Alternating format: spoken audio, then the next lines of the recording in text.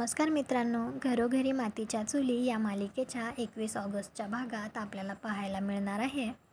ऋषिकेश, जानकी, अवंतिका आणि सौमित्र हे चौघे असतात. त्यावेळी सारंगसुद्धा त्यांच्याबरोबरच तेथे उभारलेला असतो.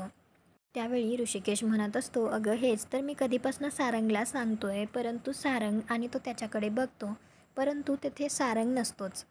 ते चौघेही सारंगला इकडे तिकडे बघतात, परंतु त्यांना सारंग कुठेच दिसत नाही. त्यावेळी ऋषिकेश म्हणतो, सारंग आईला भेटायला तर गेला नसेल ना? आणि सारंग खरंच इकडे सुमित्राला भेटायला आलेला असतो.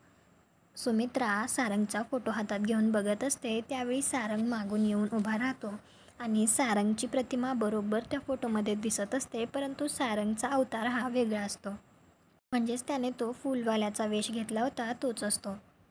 पण त्या फोटोमध्ये त्याची प्रतिमा दिसत असल्यामुळे सुमित्रा लगेच मागे वळते आणि त्याच्याकडे पाहते. आता तुम्हाला काय वाटतं?